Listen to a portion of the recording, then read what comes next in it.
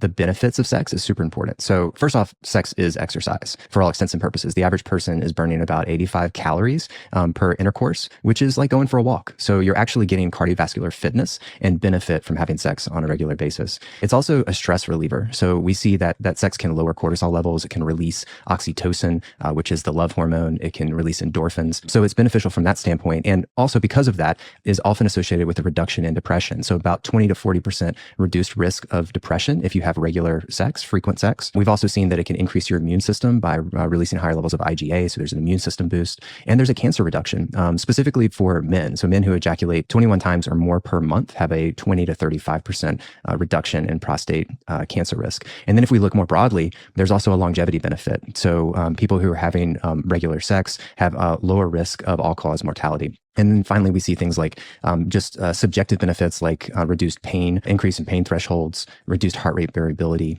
improved sleep quality. All of these things point to a act that has a significant longevity benefit that is something that we should be prioritizing in our lives. So in short, if you're not having sex, it would be a good thing for you to increase the total amount of sex in your life. Is there anything specific around orgasms that is necessary for these benefits? Do you know? Some of them likely require orgasms. So there's a parasympathetic sympathetic activation that happens with orgasms that is probably having a benefit as well with things like HRV, some of the depression associated symptoms. But some of it is just the movement, the actual like the energy required in sexual intercourse is having, benefit. So the more you're doing that, the more you're getting that additional movement. But there's also like this connection piece that I think is hard to quantify, right? Mm-hmm. That I think we all recognize is a part of sex and a part of being human.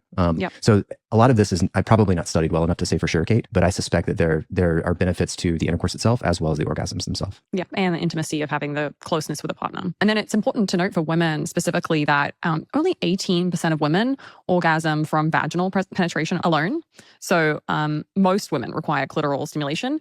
And that makes sense because the clitoris has 8,000 nerve endings in there. And so it's important if you're a female listening, this isn't talked about enough. So make sure that you're getting to know your own body and making sure that you're pleasuring yourself and having a good relationship with a partner as well.